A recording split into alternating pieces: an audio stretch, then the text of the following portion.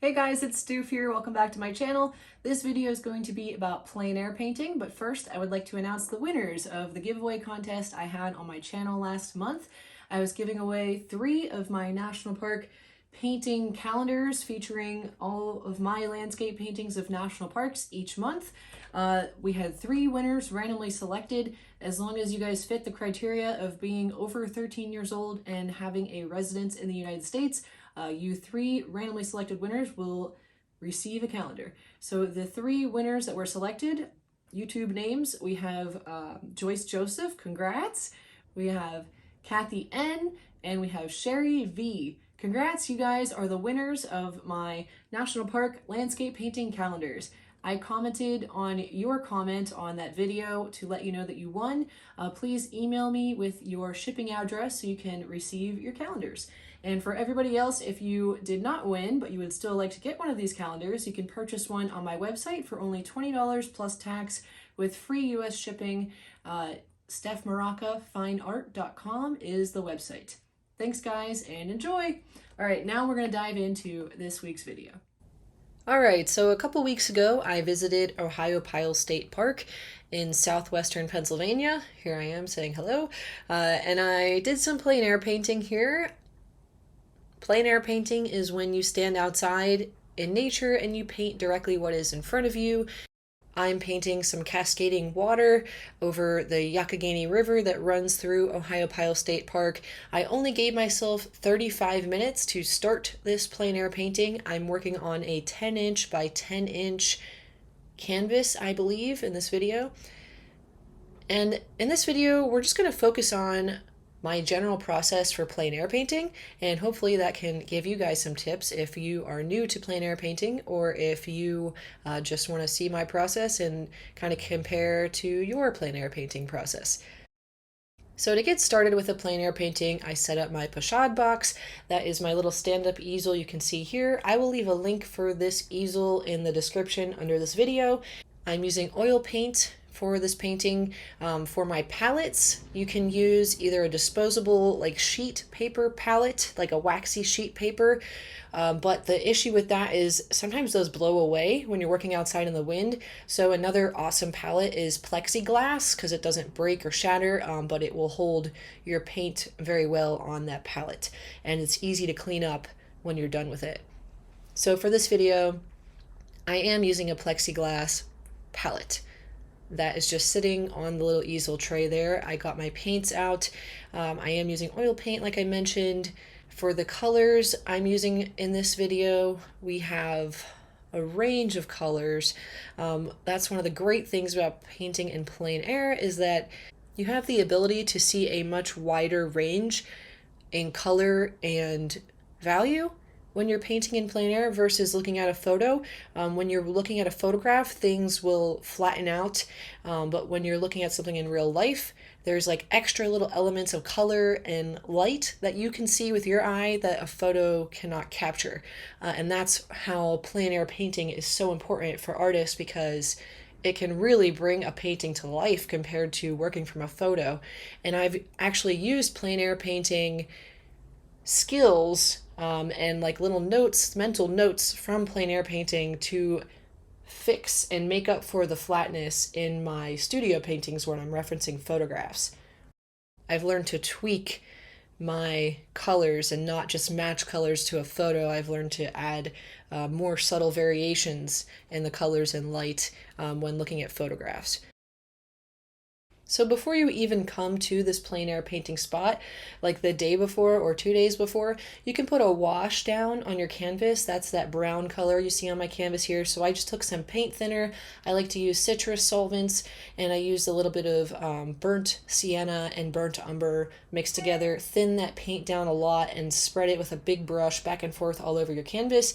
Because the paint is thin, it should dry within a day.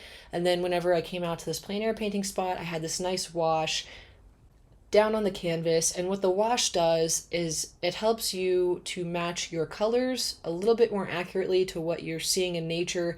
If you're working with a pure white blank canvas first and you start to put some paint down, your paint's going to look really dark.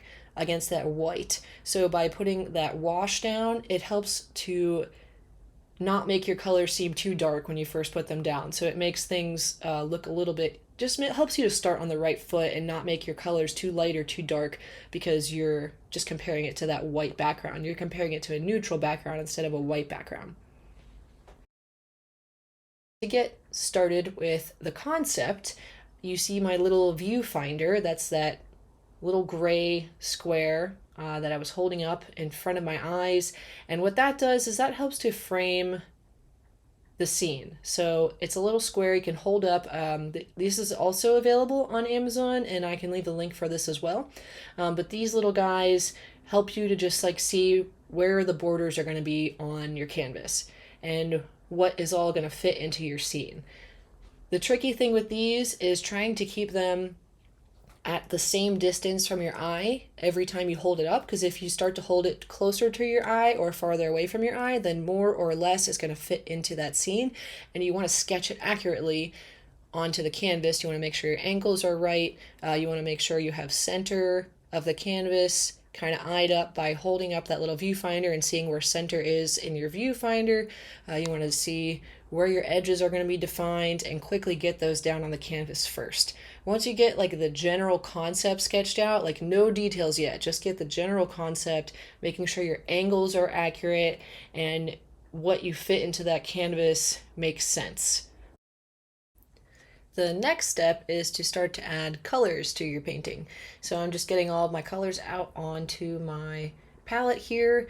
I have a variety of colors. I know I have some alizarin crimson, some dioxazine purple, titanium white, of course, ivory black, ultramarine blue, sap green, burnt umber, burnt sienna, flesh tint, yellow ochre, cadmium yellow light, and a couple more earthy greens.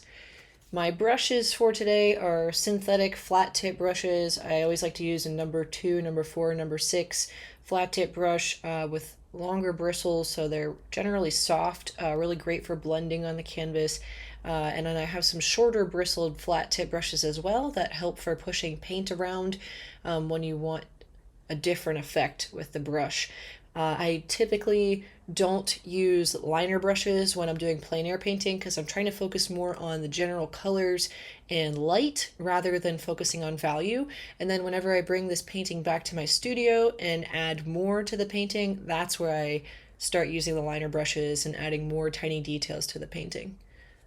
So getting started with this one, in general, a rule of thumb is to start with the thing farthest in the background of your landscape, but for this one, everything is so close to the foreground. I just started blotching down some color in the foreground, which is kind of, not the norm here, but I really wanted to get that color green down. I was excited by that color. So here I'm noticing that after the water cascades down and like starts tumbling and it's like the white rapids, are these subtle hints of like greenish purple and greenish brown and like greenish yellow in there that are really beautiful. So I started just putting a little bit of that down in there. I'll blend some color, put it onto the canvas, and I'll keep looking back and forth from the canvas to what I'm seeing in real life, to the canvas, to real life, and seeing if that's basically the right color. This is another thing that gets tricky with plein air painting. Today was perfect conditions for plein air painting because it's a cloudy day. So what I saw on my canvas is pretty similar to the colors I was seeing in nature. But if it's a sunny day, that can kind of distort how you see things on the canvas versus reality. And it's a whole new monster if you are in shade and your concept is in sunlight. So think about all those things as well. It's really easy to put the wrong color or the wrong value down because your lighting conditions are different from the thing you're looking at. So if you're new to plein air painting, I would recommend going out on a mild, cloudy day and get started where conditions are going to be consistent throughout the painting. I also recommend, if you're new to plein air painting, to start your painting midday, maybe like 11 a.m., and don't paint longer than 2 hours because your lighting is going to change. So that's another thing to think about.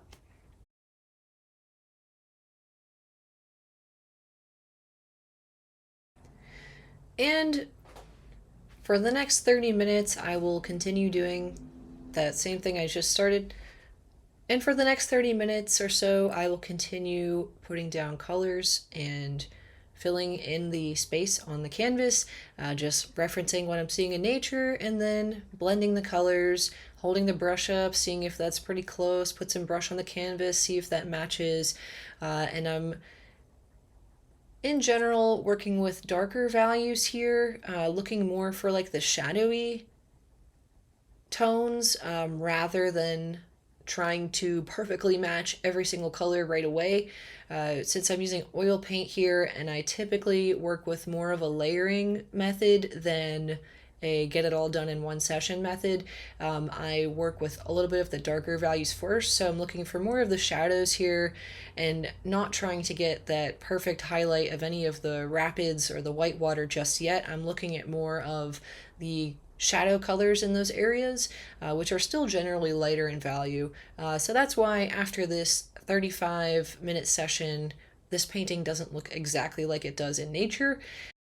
If you are the type of painter that wants to get your plein air painting fully completed while you're in plein air, then you need to think a little bit differently so that your colors don't get too mucky on the canvas using oil paint. The paint doesn't dry for a few days, sometimes weeks, so you have to think about where your colors go before you just start throwing color down, because if you put the wrong color down or you put a really dark color down somewhere where you need to put a bright highlight over, you might end up blending your colors in a bit and it's going to turn into like a mucky brown. For me, I don't run into that too much because I knew I wasn't going to finish the painting today. But a lot of people have trouble with that when it comes to plein air painting. So if you like my technique where I use the layering method, where I start the painting, get one session in, let that layer dry, and then come back and add another layer over top of that with highlights and more detail, then this video is great for you. If you want to have a painting finished as soon as you go out and work in plein air, you just need to think a little bit more about what colors and values go where.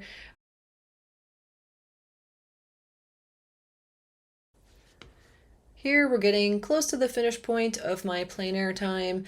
I was very happy that I came out here because, as you can see from this photo versus my painting, there are a lot more subtle little colors in the painting than we have in the photograph.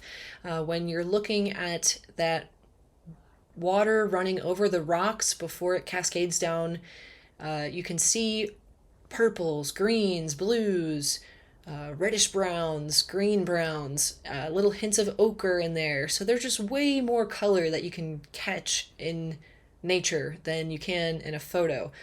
So this is going to help me as I complete this painting in my studio to get more of those little colors in there and just make the painting a little bit more exciting. So I'm planning to continue working on this painting over the next 2 weeks. I might do a video. Let me know if you want to see the finished painting and more of the studio process. So I guess it would be like a part 2 to this one. So thanks for watching, guys. I hope you enjoyed watching my plein air painting process. Let me know if you have any other questions about plein air painting. I know I've had a few requests for this type of video, and I've had requests for painting people in plein air, and I will be getting to those at some point. I have them on my list, so thank you guys for your patience, and have a great day and happy painting. Bye-bye.